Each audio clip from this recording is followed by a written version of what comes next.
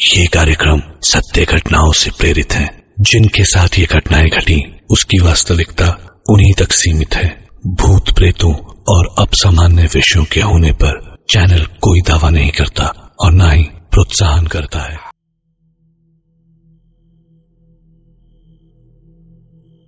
सो hey everyone, कैसे हैं आप सब। मेरा नाम है दीपक विश्वकर्मा और आप देख रहे हैं dark legend horror stories YouTube channel, जहां मैं आप सभी को डरावनी कहानियां सुनाता रहता हूं। और आज की इस वीडियो में मैं आप सभी को यक्षिणी की एक डरावनी कहानी सुनाने वाला हूं। तो कहानी शुरू करने से पहले मैं एक बात बताना चाहता हूं। ये जो कहानी है वो 18+ वालों के लिए है। अगर आप 18+ नहीं है, आपकी एज कम है, तो मैं यही रिक्वेस्ट करूंगा कि आप इस कहानी को ना सुने। और अगर आपको थोड़ी 18+ वाली चीज़ें जो है वो पसंद नहीं आती है तो भी मेरी रिक्वेस्ट रहेगी कि आप इस कहानी को ना सुने। तो अपने जो हेडफोन्स है उन्हें लगा लीजिए, क्योंकि कहानी जो है वो अब शुरू हो रही है। एक खूबसूरत सा एक राज्य था। उस राज्य के एक जंगल में उस राज्य का राजकुमार शिकार कर रहा था और तभी अचानक से पीछे से एक व्यक्ति भागते हुए आया और वो बहुत ही ज्यादा घबराया हुआ था। उस व्यक्ति ने कहा, राजकुमार राजकुमार, एक मुसीबत आ गई है। आपके पिताजी की तबीयत बहुत खराब हो गई है अचानक से। जैसे ही ये बात उस राजकुमार ने सुनी तब वो भागते हुए अपने घोड़े के पास गया और अपने घोड़े पर बैठकर उसने राजमहल की तरफ तुरंत निकलने का फैसला किया। थोड़ी देर में वो राजमहल पहुंचा और घोड़े से उतरकर सीधा राजमहल में घुस गया। जैसे ही वो उस राजमहल में घुसा तो वहां पर बहुत सारे लोग इकट्ठा। जैसे ही वो राजकुमार अपने पिता यानी कि राजा के कमरे में पहुंचा तो उसने देखा कि उसके पिता यानी कि उस राज्य के राजा जो थे वो बिस्तरे पर काफी बुरी हालत में पड़े हुए थे। और वो अपने पिता के पास भागते हुए गया और उसने कहा, पिताजी आपको क्या हुआ है? पिताजी, अभी तक तो आप ठीक थे, अचानक से आपको क्या हो गया है? और फिर वो जो राजा थे उन्होंने कहा, बेटा मेरे पास समय बहुत कम बचा है, कभी भी कुछ भी हो सकता है। जैसे ही ये बात राजकुमार ने सुनी तो उसने कहा, नहीं पिताजी, आप ये कैसी बात कर रहे हैं? वैद्य कहाँ है? वैद्य को किसी ने बुलाया नहीं? और फिर वहीं पर एक आदमी खड़ा था, उसने कहा, राजकुमार मैं यहीं पर हूँ। और फिर उस राजकुमार ने कहा, आप यहाँ पर खड़े खड़े कर क्या रहे हैं? यहाँ मेरे पिताजी की तबीयत खराब है और आप यहाँ पर सिर्फ हाथों पर हाथ रख के खड़े हैं। क्या आपको शर्म नहीं आ रही है? उपचार कौन करेगा? और फिर वो जो वैद्य था उसने कहा, माफ करिएगा राजकुमार, लेकिन अब मेरे हाथों में कुछ भी नहीं है। मैंने जो हो सकता था वो करके देख लिया, लेकिन शायद अब यही नियति है, अब इसे कोई टाल नहीं सकता। अब महाराज का आखिरी वक्त आ गया है। और फिर राजकुमार ने कहा, आपकी हिम्मत कैसे हुई ये बोलने की? मैं आपको जान से मरवा दूंगा। और फिर वो जो राजा थे उन्होंने कहा, अपनी जबान को लगाम दो पुत्र, ऐसा नहीं बोलते, वो तुमसे बड़े हैं। मैंने जो तुम्हें संस्कार दिए हैं उन्हें भूलो मत। अगर वो कुछ नहीं कर सकते तो उसमें उनकी कोई गलती नहीं है, समझे तुम? उन पर गुस्सा करना छोड़ दो। शायद यही मेरा आखिरी वक्त है, शायद यही मेरी मृत्यु का वक्त है और अब मुझे ये दुनिया छोड़कर जाना है। लेकिन उससे पहले मैं तुमसे एक बात कहना चाहता हूँ। मेरे पुत्र, मेरे पास आओ। और फिर जैसे ही राजकुमार ने ये बात सुनी तब वो अपने पिता के पास आया और उसने कहा, जी पिताजी, बोलिए, मैं क्या करूं? क्या आज्ञा है मेरे लिए? मैं आपके लिए पूरी दुनिया जीत लूंगा, बस आप एक बार हुक्म करिए। और फिर वो जो राजा थे उन्होंने कहा, नहीं पुत्र, तुम्हें ऐसा कुछ भी नहीं करना है। मैं तुम्हें एक बात बताना चाहता हूँ, कान अपने पास लाओ। और फिर वो जो राजकुमार था वो अपने कानों को अपने पिताजी के मुंह के पास ले गया और वो जो राजा थे उन्होंने कहा, पुत्र वो वापस आ गई है, उससे हमारे इस राज्य की रक्षा करना, समझ गए तुम? और मेरा पूरा आशीर्वाद तुम्हारे साथ है, समझे? वो आ गई है पुत्र, वो आ गई है। जैसे ही राजकुमार ने ये बात सुनी तब उसने कहा, क्या पिताजी, कौन आ गई है? आप मुझे बताइए, कौन आ गई है? और फिर वो जो राजा थे उन्होंने कहा, यक्षिणी। ये कहते ही राजा की जो दिल की धड़कनें थी वो रुक गई और उनकी मृत्यु हो गई। जैसे ही उनकी मृत्यु हुई तो पूरे राज्य में शोक का माहौल बन गया और पूरे गांव में लोग रो रहे थे, क्योंकि वो जो राजा थे वो दिल के बहुत अच्छे थे और प्रजा को काफ़ी खुश रखते थे। और उनके मरने से पूरे राज्य में एकदम सन्नाटा सा पसर गया था और हर कोई शोक मना रहा था। उस राज्य के जो राजकुमार थे वो पागलों की तरह रो रहे थे, वो खुद को संभाल नहीं पा रहे थे। तभी मंत्री ने आकर राजकुमार से कहा, महाराज अब ये समय रोने का नहीं है, अब आप ही यहाँ के राजा हैं और आपको ही यहाँ का सब कुछ संभालना है।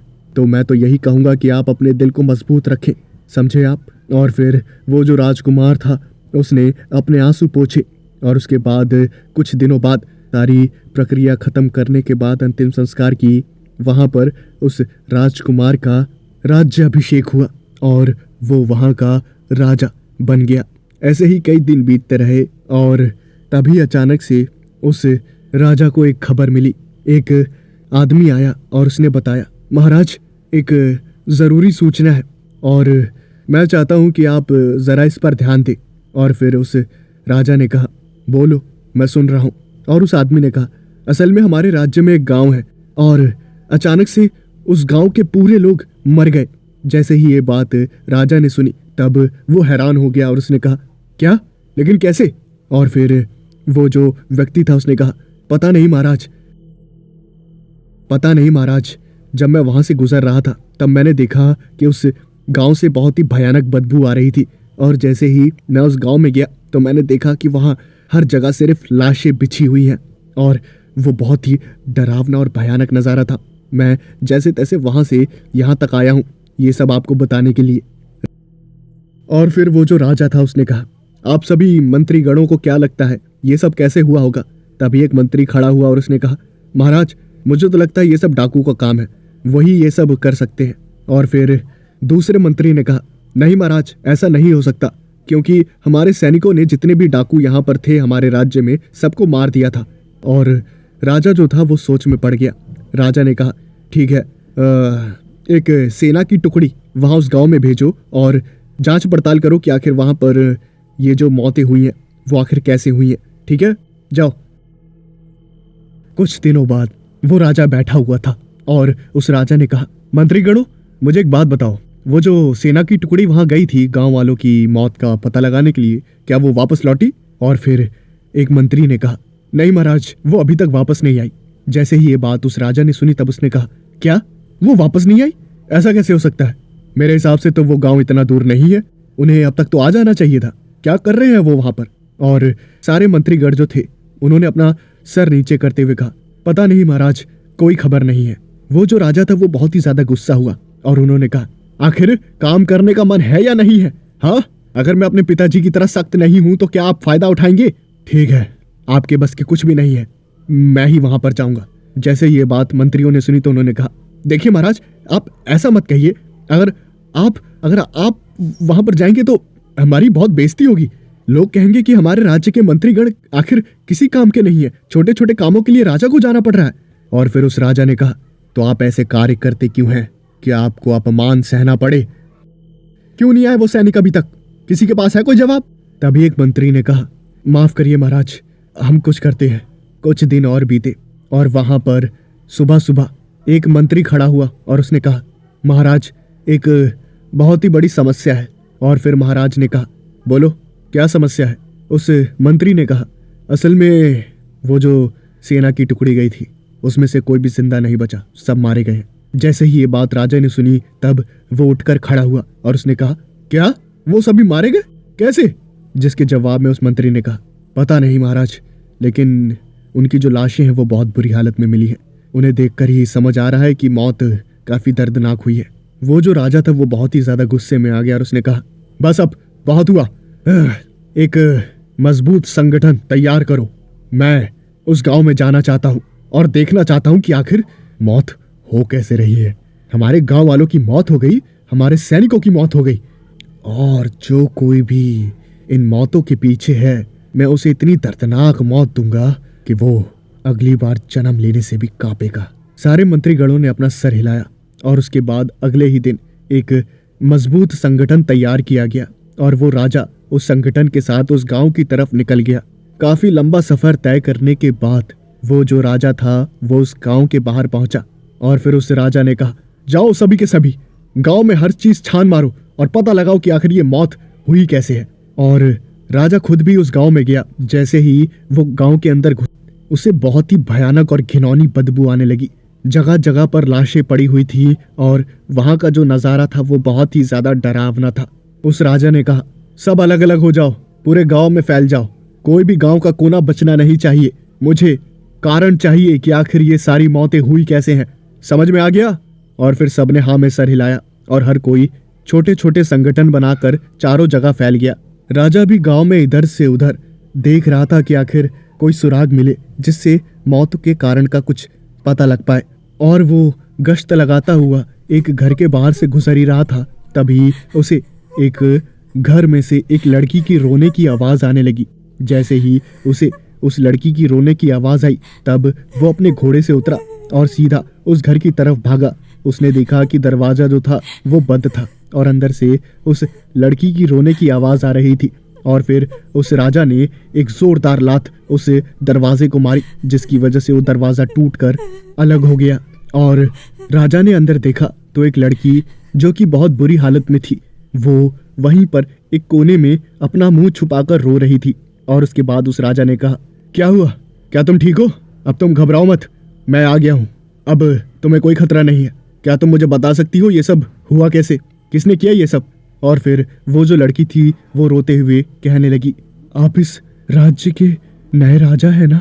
और फिर उस राजा ने हाँ में सर हिलाया और उस राजा ने कहा, तुम पहले खड़ी हो जाओ और अपने आंसू पोंछो। उस लड़की ने रोते हुए कहा, कैसे अपने आंसू पोंछूं? मेरा पूरा परिवार खत्म हो गया, मेरे माता पिता मारे गए, उनकी लाशें यही सड़ रही हैं। जैसे ही उस राजा ने घर के कोने देखे तो घर के कोनों में उस लड़की के माता पिता की जो लाशें थी वो काफी बुरी हालत में पड़ी हुई थी और वो जो लाशें थी वो सड़ना शुरू हो गई थी। उस राजा ने उस लड़की का हाथ पकड़ा और राजा ने कहा, चलो तुम मेरे साथ चलो, तुम्हें कुछ भी नहीं होगा। जो कुछ भी हुआ वो बहुत बुरा हुआ और मैं इन सारी मौतों के पीछे जो कारण है उसका पता लगाना चाहता हूँ और तुम मेरी मदद करोगी, समझी? चलो मेरे साथ। वो राजा उस लड़की का हाथ पकड़कर उसे उस घर से बाहर ले जाने लगा। तभी वो जो दरवाजा था वो अपने आप ही बंद हो गया और वो राजा काफी हैरान हुआ। उसने दरवाजा खोलने की कोशिश करी और वो दरवाजा जो था वो खुल ही नहीं रहा था। राजा ने कहा, ये क्या हो गया? ऐसा कैसे हो सकता है? दरवाजा खुल क्यों नहीं रहा है? और फिर वो जो लड़की थी उसने कहा, अब दरवाजा नहीं खुलेगा। और फिर जैसे ही ये बात उस राजा ने सुनी तो उसने कहा, क्या कहा तुमने? ये दरवाजा नहीं खुलेगा? क्यों? और वो जो लड़की थी वो कुछ कदम पीछे गई और उसने कहा, विक्रांत का बेटा है ना तू? वो भी जवानी में तेरी तरह ही था, एकदम सुंदर सा जवान मर्द जैसे तू है। विक्रांत जो था वो उस लड़के के पिताजी का नाम था जो कि अब राजा बन चुका था। उस राजा ने कहा, तुम्हारी हिम्मत कैसे हुई मेरे पिताजी का नाम अपने मुंह से लेने की? क्या तुम्हारा दिमाग खराब हो चुका है या फिर अब तुम जीना नहीं चाहती? और फिर उस लड़की ने हंसते हुए कहा, कौन मारेगा? तू मारेगा? तू मुझे मारेगा? मार के दिखा। और फिर वो जो राजा था उसने कहा, मेरे सब्र का इम्तिहान मत लो, समझी तुम? मैं तुम्हें बचाने आया हूं, मैं नहीं चाहता कि मैं तुम्हें अपनी तलवार से जान से मार दूं, समझी? वो जो लड़की थी वो धीरे धीरे उस राजा के पास आने लगी और उसने कहा, ये तेरा गर्म शरीर, छूते ही शरीर में अजीब सी हलचल होने लगती है। कुछ सालों पहले तेरे पिता को भी ऐसे ही छुआ था। उसके बाद से कोई भी मुझे खुश नहीं कर पाया। इतने सालों तक कैद में रही और मेरे अंदर की जो वायु बढ़ती गई और आज तुम मुझे मिला है और आज तुम मेरी प्यास बुझाएगा। राजा बहुत ही ज्यादा गुस्से में आ गया और ये सब जो कुछ भी था ये सारी बातें उसकी बर्दाश्त से बाहर चली गई थी। इसलिए उसने अपनी तलवार निकाली और उस लड़की की तरफ वार किया, लेकिन उसकी तलवार का जो वार था वो उस लड़की के आर पार चला गया और उस लड़की को एक खरोच तक नहीं आई। और वो जो लड़की थी वो पागलों की तरह हंसने लगी। उस लड़की ने कहा, फायदा नहीं है, कोई फायदा नहीं। समझी जो मैं कहती हूँ करो। अगर तुम्हें अपना राज्य बचाना है तो बातें मानो, वरना ये जो तुम्हारा राज्य है, जैसे ये गांव के लोग रहे हैं वैसे तुम्हारे राज्य के सारे लोग मारे जाएंगे और तुम कुछ भी नहीं कर पाओगे। समझे? वो जो राजा था वो समझ गया था कि ये लड़की कोई आम इंसान नहीं है, और उस राजा ने कहा, कौन हो तुम, कौन हो और क्या चाहती हो तुम? और फिर उस लड़की ने कहा, क्या तुम्हारे पिता ने मेरे बारे में बताया नहीं? अच्छा तो तुम हो यक्षिनी? हाँ। और फिर उस लड़की ने कहा, लगता है तुम्हारे पिता ने मेरे बारे में बताया। क्या उन्होंने ये बताया कि उन्होंने मेरे साथ रात गुजारी है और हमने बहुत मजे भी किए हैं? जैसे ही ये बात उस राजा ने सुनी तो उसने कहा, तुम्हारी हिम्मत कैसे हुई मेरे पिता के बारे में ये बोलने की? ये कहकर वो जो राजा था वो अपनी तलवार निकालकर उस लड़की पर वार करने लगा, लेकिन उसके जो सारे वार थे वो सब बेकार हो गए और उस लड़की को एक खरोच भी नहीं आई, और वो लड़की बार बार पागलों की तरह हंस रही थी। उस राजा के किसी वार का असर उस लड़की पर नहीं हुआ और वो लड़की मुस्कुराते हुए वहां उस राजा के पास आई और उसने मुस्कुराते हुए एक उंगली उस राजा के शरीर पर रखी, और उंगली रखते ही वो जो राजा था उसका शरीर एकदम पैरालाइज्ड हो गया और वो वहीं पर गिर गया। वो चाहकर भी अपने शरीर को हिला नहीं पा रहा था। और उस लड़की ने कहा, क्या हुआ, क्या हुआ? अब अपनी तलवार चलाओ। हाँ, अब अपनी तलवार चलाओ। अब तो तुम अपना शरीर नहीं कंट्रोल कर सकते। बहुत बुरा हुआ। वो जो राजा था वो अपना मुंह बस चला पा रहा था और उस राजा ने कहा, क्या चाहिए तुम्हें, क्या चाहिए? और फिर उस लड़की ने कहा, जो मुझे चाहिए उसकी चिंता मत करो और जो मैं कर रही हूँ मुझे करने दो। समझे? वो जो लड़की थी वो धीरे धीरे उस राजा के कपड़े उतारने लगी और वहां पर उसने जादू से एक बेड मंगा लिया। ये सब देखकर वो जो राजा था वो बहुत ही ज्यादा डर गया। उसने कहा, ये सब तुम ठीक नहीं कर रही हो, समझी तुम? ये बिल्कुल गलत है। उस लड़की ने कहा, जो सही है मैं कर रही हूँ, सही गलत का पाठ मुझे मत पढ़ाओ। समझे? वो जो लड़की थी वो अपने असली रूप में आई और वो उस राजा के साथ जबरदस्ती शारीरिक संबंध बनाने लगी। वो राजा चाहकर भी कुछ कर नहीं पा रहा था। वो उस यक्षिनी को मौत के घाट उतार देना चाहता था, लेकिन उसका जो शरीर था वो काम कर ही नहीं रहा था। उसका कोई भी जोर अपने शरीर पर नहीं था। वो राजा मन ही मन कह रहा था, ये क्या हो रहा है, ये क्या हो रहा है? मैं अपने शरीर को हिला भी नहीं पा रहा। और फिर उस यक्षिनी ने कहा, शांत रहो और ऐसे करो, घबराओ मत। अगर तुमने मुझे खुश किया तो मैं तुम्हारे राज्य को कुछ भी नहीं करूंगी। समझे? बाहर से वो जो बाकी के सैनिक थे वो हर जगह राजा को ढूंढ रहे थे, लेकिन राजा उस घर में बंद था। चाहकर भी वो राजा अपने सैनिकों को आवाज नहीं लगा पा रहा था, क्योंकि उस कमरे से बाहर आवाज जा ही नहीं रही थी। उस राजा ने कहा, देखो देखो, अगर मेरे सैनिक अंदर आ गए तो वो तुम्हें छोड़ेंगे नहीं, समझी तुम? और फिर उस यक्षिनी ने कहा, जब राजा ही मेरा कुछ नहीं कर पाया तो सैनिक क्या करेंगे, क्या करेंगे? बोलो। राजा मजबूर वहीं पर पड़ा रहा और काफी देर तक यही सब चलता रहा। वो जो यक्षिनी थी वो बहुत ही ज्यादा थक गई थी और वो आराम करने लगी। उसके शरीर पर एक भी कपड़ा नहीं था, जिसे देखकर वो जो राजा था उसे बहुत ज्यादा अजीब लग रहा था। उस राजा को ये तो समझ आ गया था कि वो अपनी ताकत का इस्तेमाल करके उस यक्षिनी का कुछ भी नहीं बिगाड़ सकता। उसे अपने दिमाग का ही इस्तेमाल करना पड़ेगा। इसलिए वो वहीं पर चुपचाप पड़ा रहा और उसके बाद उस यक्षिनी की आंखें खुली और वो उस राजा को देखने लगी तो उसकी आंखों से आंसू टपक रहे थे। और ये सब देखकर उस यक्षिनी ने कहा, क्या हुआ, तुम्हारी आंखों में आंसू क्यों आ रहे हैं? हाँ? जिसके जवाब में उस राजा ने कहा, नहीं बस ऐसे ही। क्या तुम इतने सालों से कैद में थी? और फिर वो जो यक्षिनी थी उसने कहा, हाँ, इतने समय तक मैं कैद थी। जब तक मैं कैद थी मेरी जिंदगी एकदम बेकार हो गई थी, बहुत बेकार, मैं बता नहीं सकती। और फिर उस राजा ने कहा, मुझे माफ करना, तुम इतने सालों तक कैद में थी, लेकिन एक बात बोलूं, तुम बहुत ही ज्यादा खूबसूरत हो और मुझे अच्छी लगने लगी हो। और फिर उस यक्षिनी ने कहा, क्या सच में? वो जो यक्षिणी थी वो उस राजा के और करीब आ गई और उसके बाद उस राजा ने कहा, अच्छा सुनो, क्या तुम मुझसे शादी करोगी? और फिर जैसे ही यक्षिणी ने यह बात सुनी तब उसकी आंखों में आंसू आ गए और उसने कहा, क्या तुम मुझसे शादी करना चाहते हो? और फिर वो जो राजा था उसने कहा, हाँ, क्या तुम नहीं करोगी? हाँ बोलो, 1 मिनट, तुम रो क्यों रही हो?